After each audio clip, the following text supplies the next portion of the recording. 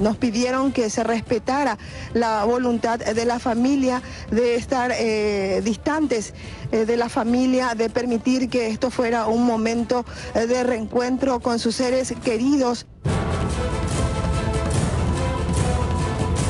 El domingo 17 de enero del 2010, hace 8 años, marcó un antes y un después en la vida del ganadero Fidel Zavala Cerrati. Su vida prácticamente volvía a iniciar luego de haber sido secuestrado durante 94 días.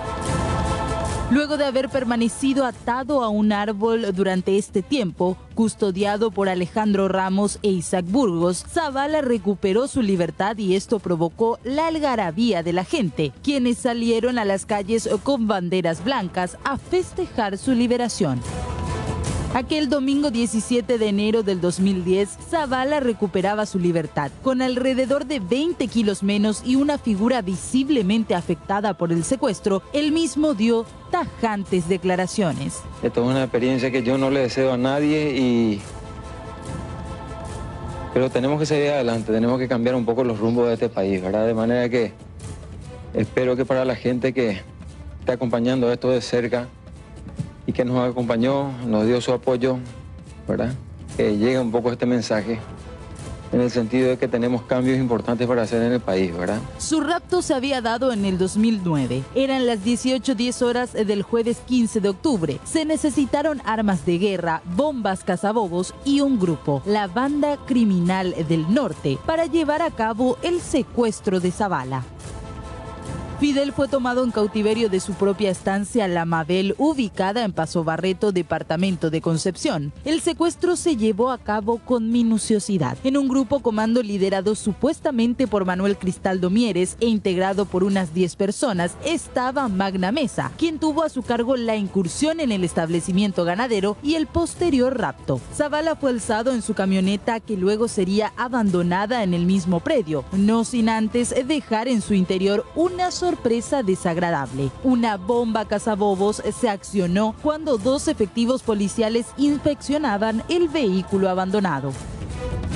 Las negociaciones no se hicieron esperar. En principio, la banda criminal liderada en aquel momento por Oscar Villalba exigió $5 millones a Diego Zavala, hermano del rehén, con quien mantenían comunicación vía sistema radial. 81 días de tira y afloje entre ambos finalizó cuando los captores de Zavala aceptaron una cifra menor. Positivo, vos ya estás en posición, cambio. Te digo ahora, potrero invernadita, cambio. En el rodeo mismo, yo te estoy viendo ahora, cambio.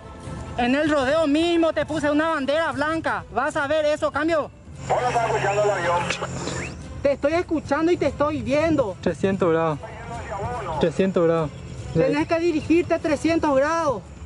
300 grados, ok. Tenés que dirigirte más hacia el sol, Hacia la salida del sol, ok, hacia la salida del sol, bueno.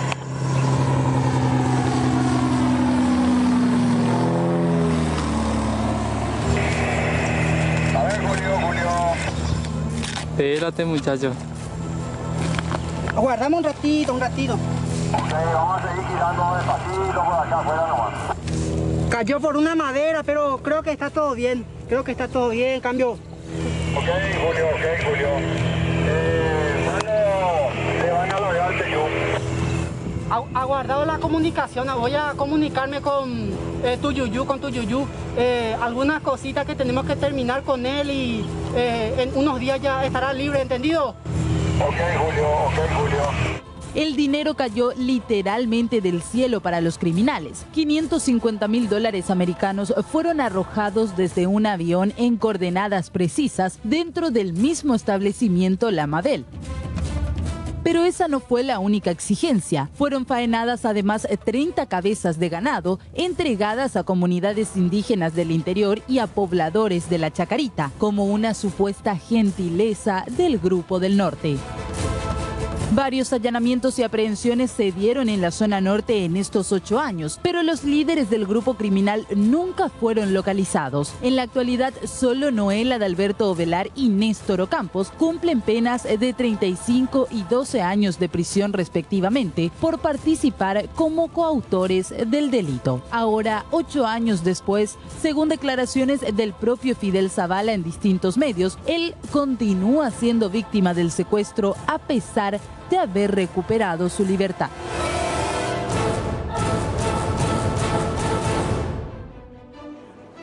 Muy buenas noches, ¿cómo están? Un placer realmente estar en este espacio. Silvio Cueva está de vacaciones, ¿verdad? Unos días, así que vamos a tratar de alguna manera de suplir también este momento de debate y de información general que acostumbra tener aquí en Puntos de Vista.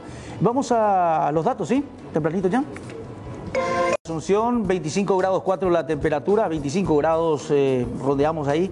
La sensación térmica habla de 25 grados 4, así que no hay mucha variación. La humedad del 88%, visibilidad normal de 20 kilómetros, dirección del viento este-noreste a 7 kilómetros por hora. Y atención a esto, la salida del sol para mañana 6:40, de acuerdo a los datos que presenta Meteorología.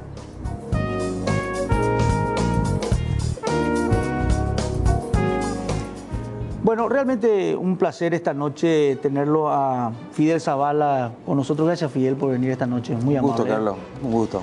Y hay muchas cosas para conversar con él. Es lo conversado antes de cámara, ¿verdad? Y antes del programa también es enriquecedor para conocer su sentimiento y cómo se lo ve fortalecido después de lo que pasó, ¿verdad? Yo le decía a Fidel, uno estaría fuera de la visión pública, no diría escondido, pero sí de alguna manera protegido, ¿verdad? Pero ha salido a dar la cara y bueno, y de eso vamos a hablar un poquito. Ustedes tenían un resumen de lo de Fidel Zavala y yo le preguntaba, ¿a qué hora te liberaban, Fidel? Se va a cumplir 8 años mañana, pero ¿a qué hora exactamente te liberaban? Liberaron a las 5:30 de la tarde, salimos del último campamento, del campamento 13, ahí fuimos caminando por el monte.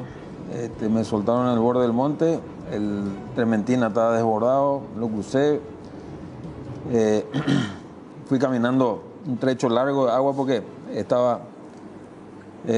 no estaba en la caja, vamos a decir, estaba para afuera en el campo natural y demoré aproximadamente 2 horas como para llegar al puesto, ¿verdad? Que ahí llegué.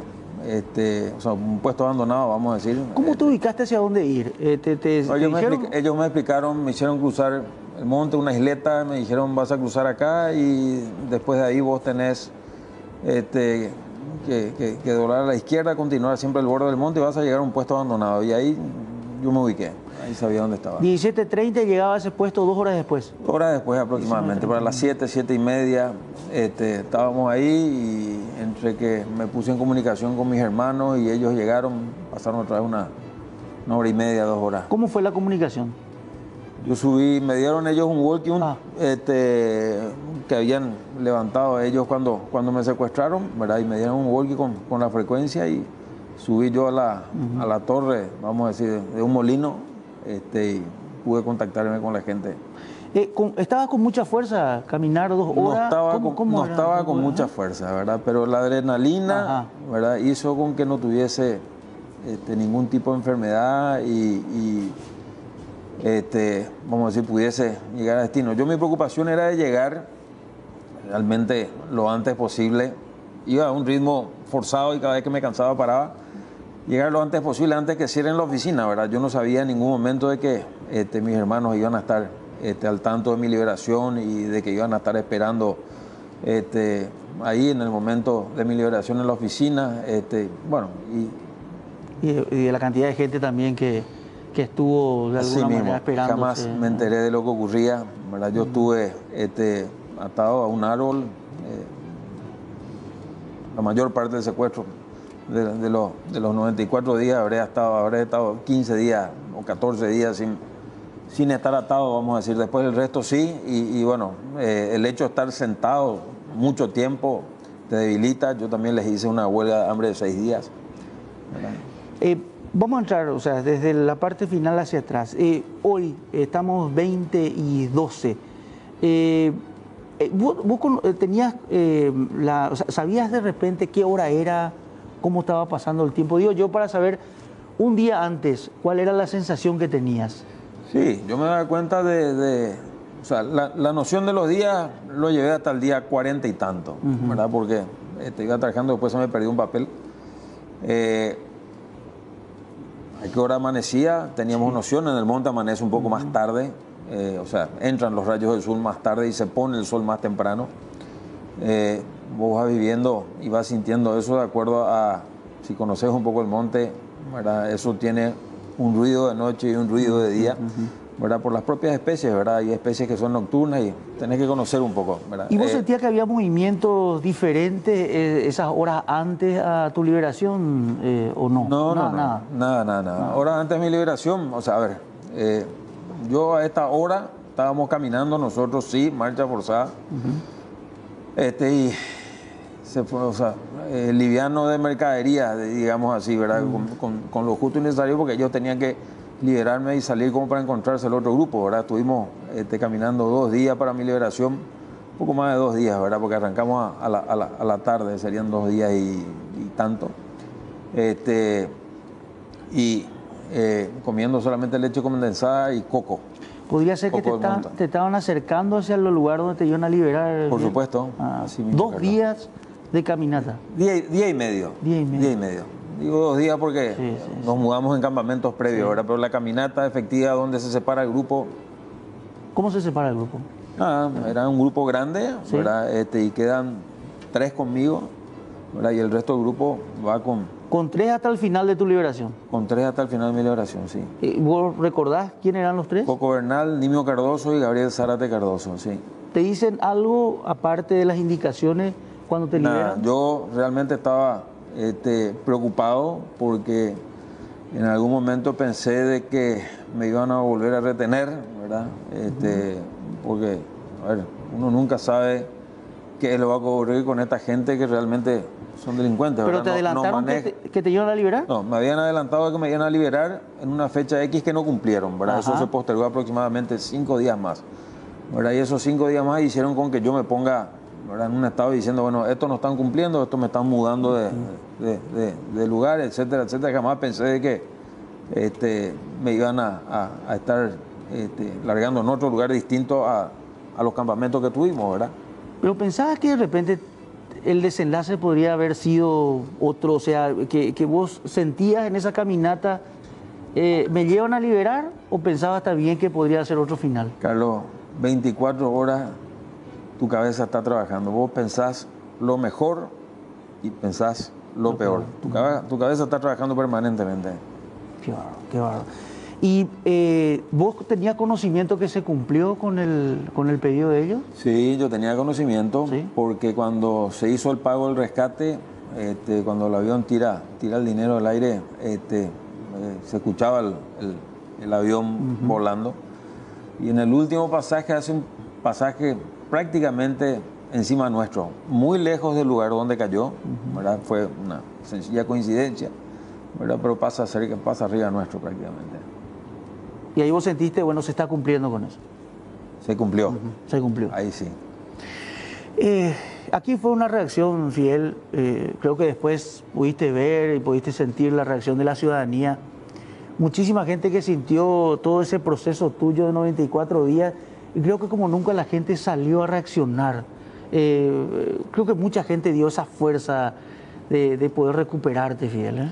Eso, yo jamás me enteré de nada de lo que estaba ocurriendo. Yo estuve incomunicado. La única comunicación, o sea, lo único que yo escuchaba era onda corta. Escuchaba Radio Comunista de China, Radio Habana Cuba, Radio Nacional de Venezuela, Radio Nederland. Y en Radio Nederland escucho a Benjamín Fernández Bogado. Había sido, ahí me enteré que él era, vamos a decir, un corresponsal. Corresponsal, sí. Y hablaba del secuestro, etcétera, etcétera. Cuando comenzó a hablar, enseguida quitaron la radio, ¿verdad?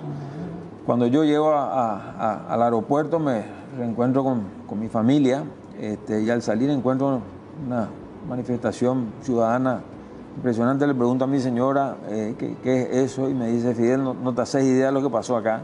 La reacción de la ¿verdad? En 94 días. Y te comento, Carlos, que yo le debo mucho a muchos paraguayos, ¿verdad? Porque yo tuve la suerte, no así como otros, ¿verdad? De tener este apoyo, esta manifestación. Y bueno, todavía me siguen cayendo las fichas caminando hoy con la campaña, ¿verdad? Que estamos haciendo por el Partido Patria Querida, de encontrarme con gente que no tiene nada que ver con nosotros, conmigo. Me dice, yo recé mucho por vos y realmente te conmociona, ¿verdad? Te toca un poco, y bueno, es parte de lo que nos alienta a trabajar. Fidel, ¿cómo transmitís a tu familia la energía de poder estar en público y no se siente un poco, la familia no siente un poco que estás desafiando algunas cosas, Fidel? Yo la decisión, a ver, yo tuve un periodo largo de silencio, primero para encontrar una paz interna mía, segundo para darle tranquilidad a mi familia. Después llegó un momento donde teníamos que tomar decisiones tipo de llevar adelante un juicio, de comenzar a hacer las declaraciones en la fiscalía, ¿verdad? Contra toda recomendación que ellos nos habían dado, ¿verdad? Pero yo sencillamente mi pensamiento dije, mira, soy paraguayo de bien, siempre hicimos bien las cosas, nunca hemos engañado a nadie. ¿Qué es lo que me toca hacer como paraguayo de bien, ¿verdad? Y hacer el bien, ¿verdad? Hacer las cosas correctamente. Nosotros teníamos 3 opciones, Carlos. Una era salir del país, que no lo íbamos a hacer. El otro es pagar el impuesto revolucionario, ¿verdad? Que no estamos de acuerdo, no está en nuestro chip. Que muchos pagan. Que algunos pagan, y yo creo que están cometiendo un error muy grande y el daño que están haciendo es feroz. Esto es algo que tenemos que comenzar a hablar un poco, ¿verdad? Y no quiero con esto criticarles a ellos ni defender al Estado y viceversa, ¿verdad? Porque cuando vos no tenés seguridad y tenés que trabajar, muchas veces no te queda otro. Pero dejemos eso, ¿verdad? Y el tercer punto, sí, ¿verdad? La tercera alternativa era hacer frente, ¿verdad? Y hay 2 maneras de hacer frente. Una es tratando de comprar voluntades, ¿verdad? De solucionar el tema específico que finalmente queda solo y desacreditado en la vereda enfrente. Y la otra es, ¿verdad? La de tratar de hacer las cosas legalmente, ¿verdad? Construir instituciones, ¿verdad? Por eso cuando mis chicos preguntan en casa, me preguntaban, ¿verdad? Papá, ¿por qué vos hablas de esto y no querés hablar fuera, ¿verdad? Y no querés hablar de este tema en casa. Yo le digo a los chicos, esta es una parte oscura, una parte negra, ¿verdad? En nuestras historias. Me gustaría dar vuelta a la página, pero si yo tengo que hablar, ¿verdad? Que sirva como para que la ciudadanía pueda comprender, dimensionar, entender integralmente, ¿verdad? Qué es el EPP, cómo funciona, cuál es la doctrina, cuál es el pensamiento, dónde ellos quieren llegar, y tenemos que hacer, ¿verdad? Porque yo creo que acá vivimos, ¿verdad? De cierta manera, yo lo digo esto, ¿verdad? El EPP para mí no existía y yo era medio escéptico hasta que me ocurrió lo que me ocurrió. Yo creo que hoy la gente piensa un poco diferente, pero hay cierta gente que todavía, por cierto fanatismo, piensa así, ¿verdad? Y bueno, es una realidad. Tenemos 5 o 6 secuestrados, ¿verdad? Tenemos gente extorsionada, ¿verdad? Paraguayos que están pensando en salir del país, ¿verdad? Gente como los menonitas que, sí, a pesar de haber perdonado, ¿verdad? En un comunicado que quitaron ellos hace poco, ¿verdad? A la gente del EPP, porque así lo dicen su religión, están pensando en salir del país, y eso es muy triste, Carlos. Luego de la pausa quiero que me contestes y después vamos a hablar también del tema político, Fidel, porque me interesa sobre todo los puntos que tenés en cuenta de ahora en adelante.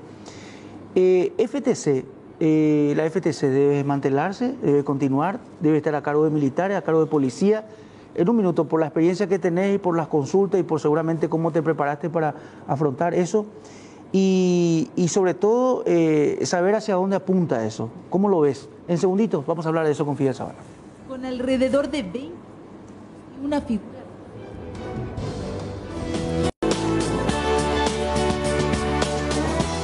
en el lugar nos pidieron que se respetara la voluntad de la familia de estar distantes de la familia, de permitir que esto fuera un momento de reencuentro con sus seres queridos.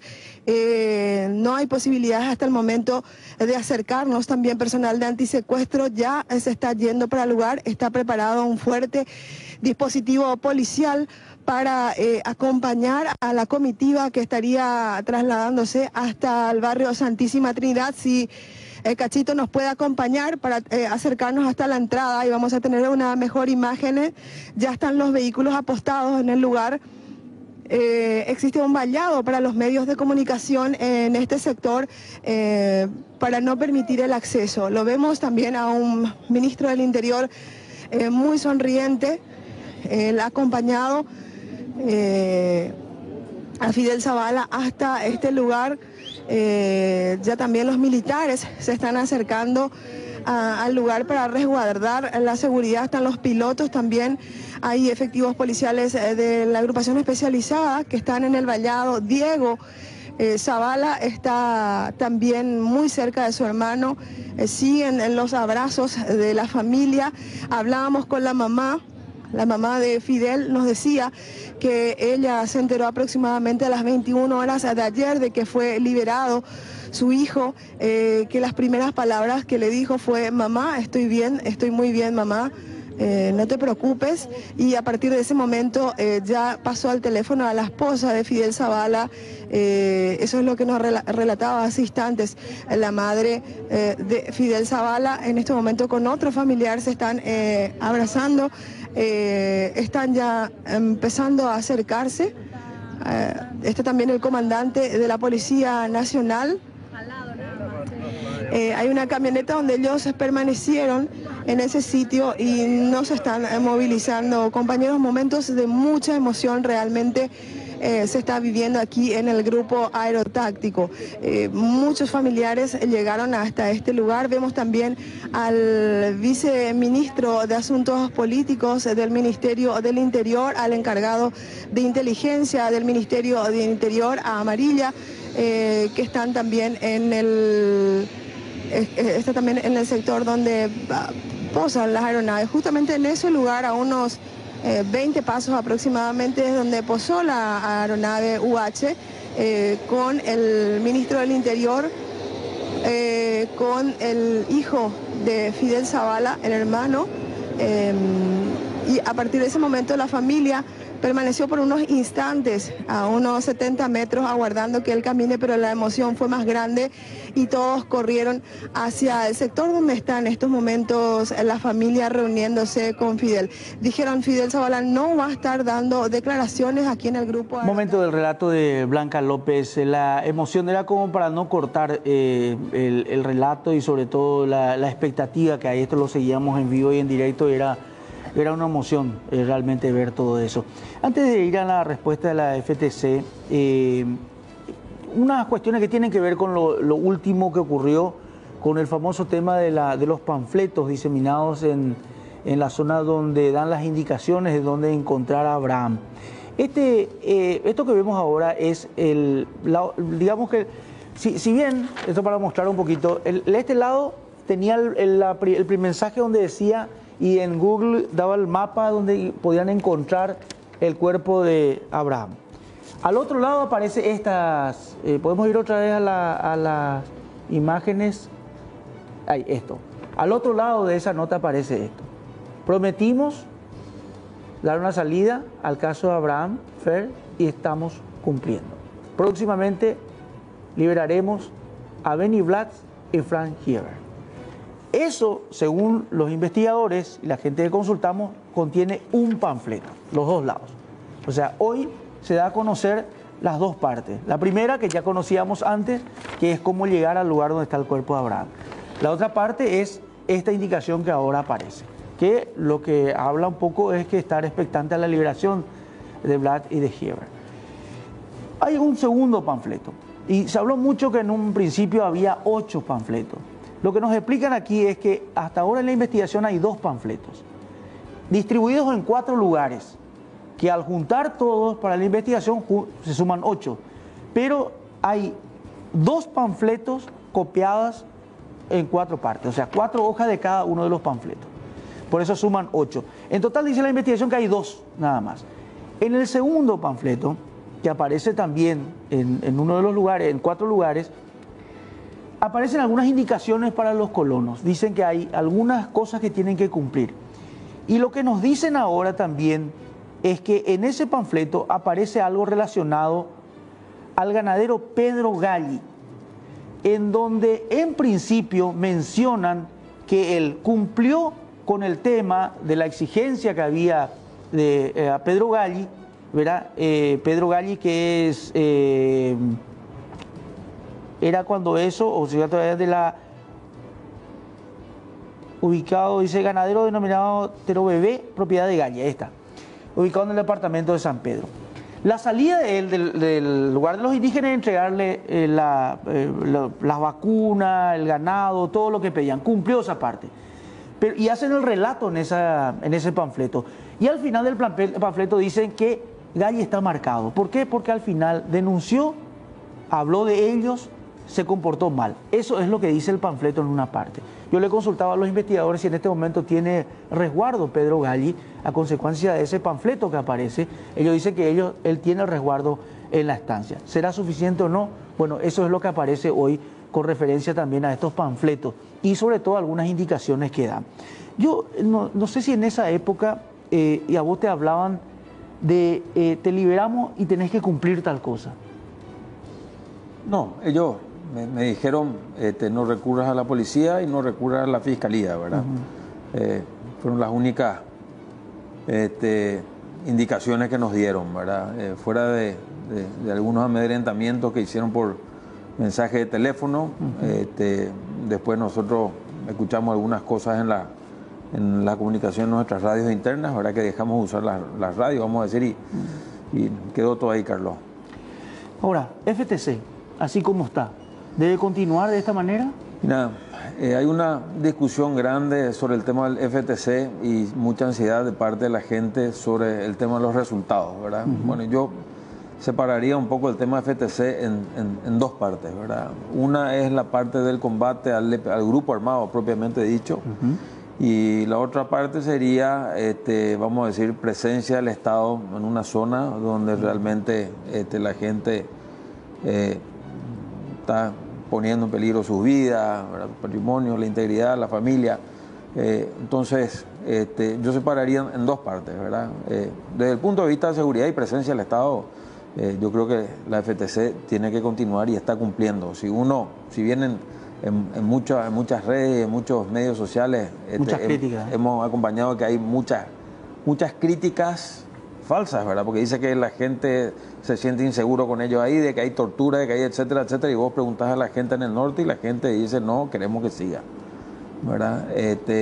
Y las otras críticas es por la falta de resultados, ¿verdad? Y bueno, en ese sentido yo creo que la gente tiene la razón, ¿verdad? Y si bien han habido resultados, yo siempre le digo a la gente, acuérdense que acá, antes de que caiga uno de los grupos, ¿verdad? Que era el ACA, y antes de que había mucha gente que estaba siendo extorsionada por extorsionadores comunes, ¿verdad? Entonces, que se hacían pasar por el LVP y todo eso se puso un poco en orden, ¿verdad? Y la gente puede trabajar tranquila. De nuevo, acuérdense que una época tenían que estar cosechando con los menonitas, ¿verdad? Con ciertos resguardos, ¿verdad? En ciertos lugares, ¿verdad? Y bueno, eso te ayudó a que mejore un poco. Vos preguntás en general a la gente en la zona norte, ¿verdad? Y desde el punto de vista de seguridad, desde el punto de vista de presencia de organismos de seguridad, presencia del Estado, la gente quiere que la FTC continúe. Ahora, ¿FTC continúa así con militares, policías, o debe ser solamente un organismo? Mira, hay mucha discusión al respecto. Hay gente que dice que tiene que ser solamente militares, que tiene que ser solamente policías. Sí. Yo creo que los dos, ¿verdad?, hacen a la defensa del Estado, ¿verdad? Entonces, yo creo que en un inicio costó de que trabajen juntos, ¿verdad? Hay problemas. Pues habla mucho de internismo. Hay internismo y dentro de las propias fuerzas también hay internismo, dentro de la policía y dentro de las fuerzas militares, entre las fuerzas. Eso es algo que tenemos que dejar un poco esos intereses de lado si es que efectivamente queremos solucionar, ¿verdad? Por eso yo siempre digo de que muchas veces la gente pregunta cuál es el camino, ¿verdad?, para solucionar esto, y yo siempre digo, primeramente tiene que haber una voluntad política plena. Segundo, tiene que haber un liderazgo fuerte. Tercero, tiene que haber una doctrina de la cual toda la cadena tiene que estar convencida. La doctrina está correcto, este es el camino que vamos a seguir, esta es el mecanismo, esto es el pensamiento común que tenemos para solucionar el problema, y sí, esa es la doctrina, ¿verdad? Y adelante, vayamos, ¿verdad? Después tiene que haber recursos técnicos, recursos humanos, tiene que haber recursos económicos, tiene que haber mucha inteligencia, ¿verdad? Porque si no es salir a cazar dando golpes al aire sin... Se han presentado tantos esquemas sobre el tema de inteligencia que al final no nosotros no tenemos instituciones fuertes, Carlos. ¿No? No. Es lo que yo siempre digo, ¿verdad? Nosotros tenemos que comenzar a construir instituciones, ¿verdad? Te pongo un ejemplo. Con cada cambio que hay en la FTC es un volver a comenzar de nuevo. Sí. ¿Por qué? Porque nada queda dentro de la institución. Todo el trabajo de inteligencia que se hizo se va, ¿verdad? Y el que vuelve tiene que comenzar de nuevo. Entonces, ese es uno de los problemas. Bueno, ¿y por qué la política? ¿Por qué la política? A ver, yo siempre digo que todo ser humano es un animal político. Yo siempre me consideré un político, no político partidario, pero sí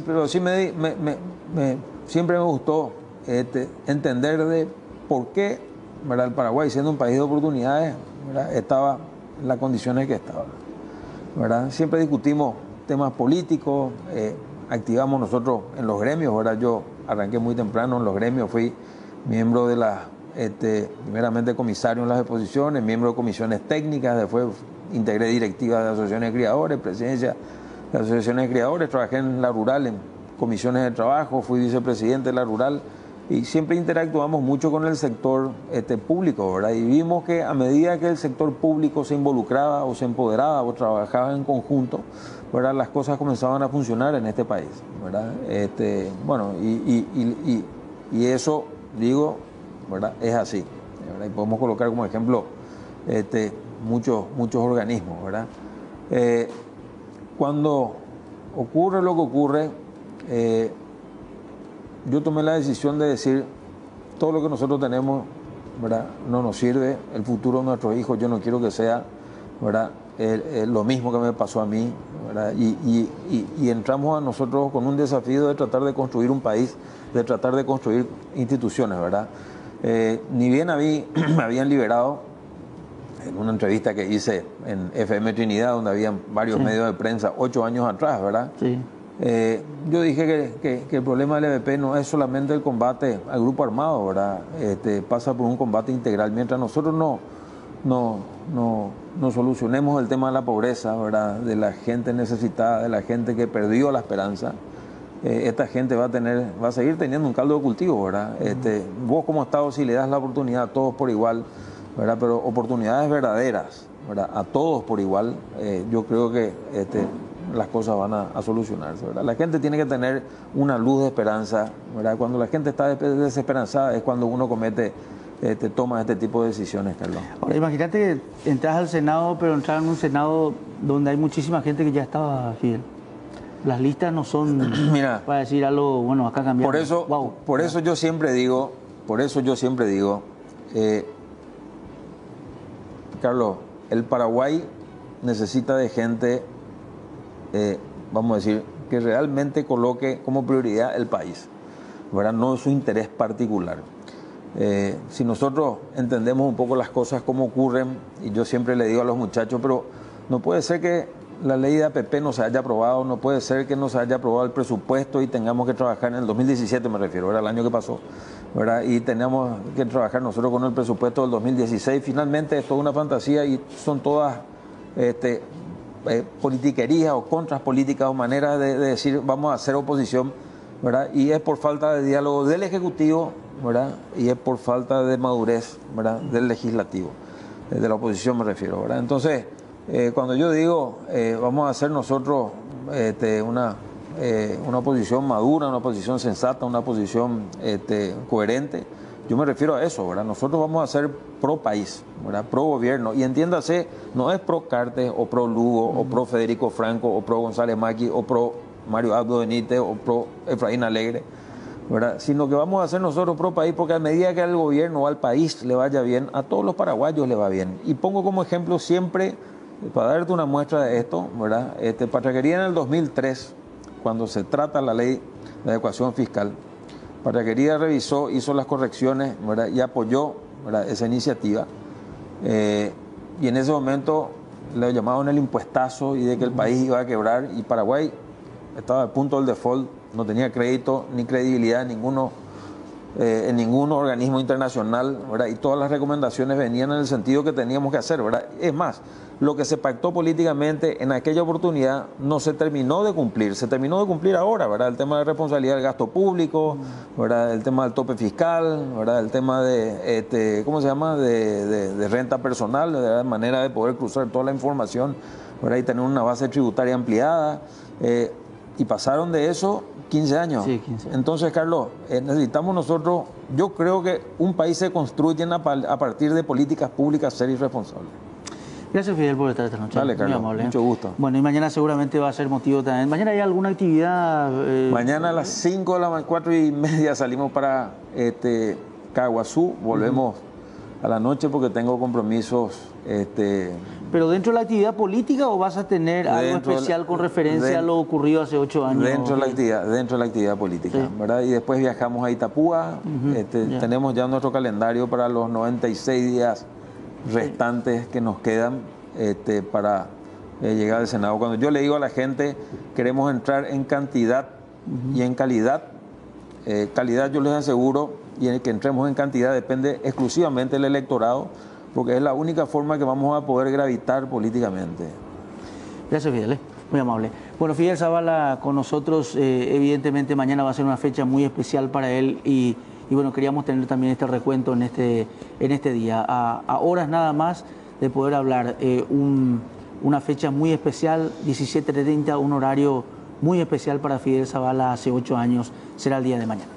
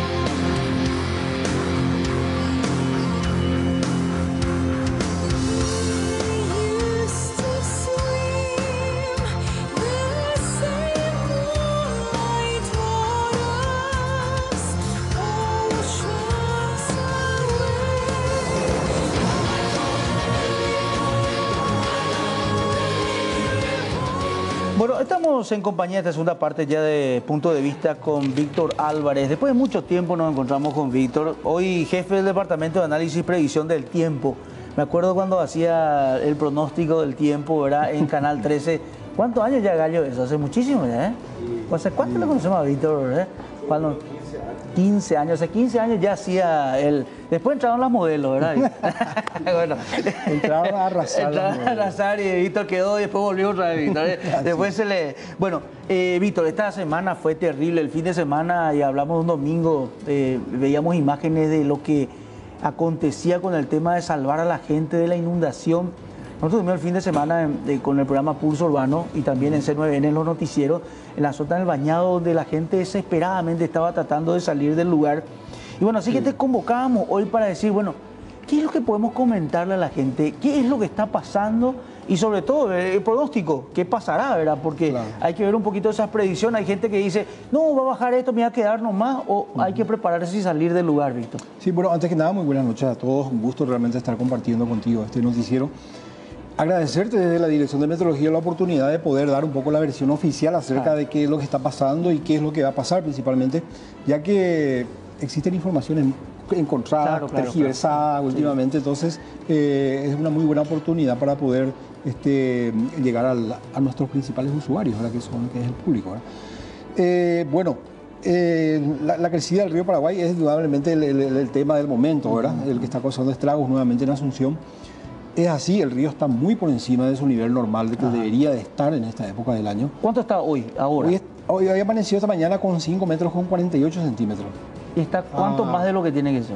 Y tendría que estar por los debajo de 3 metros, 2 metros y medio a lo más. Así que está fácilmente unos 3 metros más. O sea, eso ya tiene su consecuencia, para que lo entienda la gente. 3 metros mismo, ¿verdad? Y la principal consecuencia nuevamente se siente en Asunción, ¿verdad? En toda la ribera del Departamento Central, en donde tenemos gente viviendo en el cauce del río Paraguay. Ahí está el verdadero problema, está allí, ¿verdad? Ese también, sí. Gente que quiere ganar al río prácticamente, ¿verdad? Porque sí, evidentemente hay mucha gente que ya dice, está instalada en el propio río. En el propio río, ¿verdad? Sí. Realmente es un problema grave eso, ¿verdad? Que si vamos a entrar a detallar realmente el problema, vamos a ir a lo político, económico, social. Claro. Ahora, ¿esto es a consecuencia de las lluvias, Víctor? No, lógicamente directamente como consecuencia de las lluvias, ¿verdad? El río Paraguay ha comenzado a tener un crecimiento sostenido, suave todavía, ¿verdad? Desde el mes de noviembre.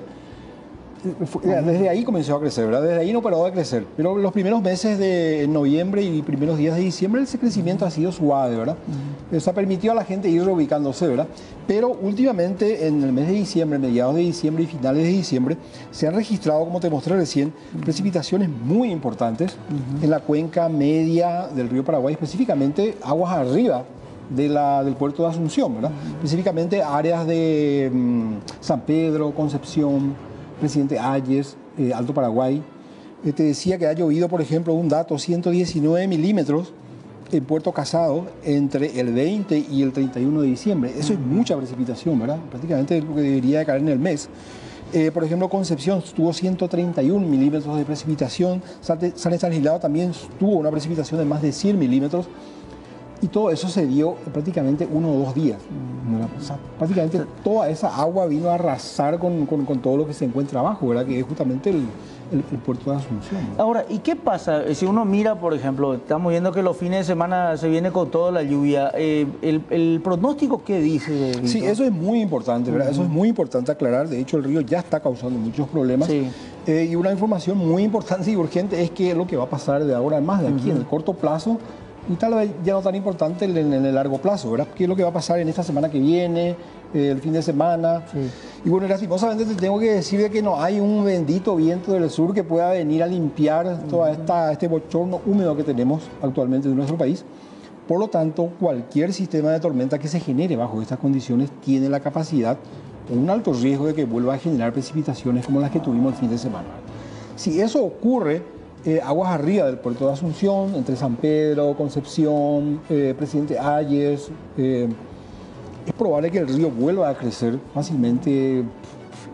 Hace poco quitamos un boletín de la Dirección de Meteorología en donde decíamos que hasta podría crecer medio metro más el río. Qué bárbaro, pero entonces quiere decir de que nosotros estamos con este clima así y podríamos tener de vuelta precipitaciones en cualquier momento. Estamos en una situación grave y hay una alta probabilidad, un alto riesgo de que la condición pueda agravarse más, ¿verdad? Porque estamos en una condición, estamos en un ambiente meteorológico ideal para el desarrollo de intensas precipitaciones en corto periodo de tiempo. ¿En qué zonas del país eso, Víctor? Bueno, hay un evento que vamos a tener un evento meteorológico entre el jueves, viernes o sábado.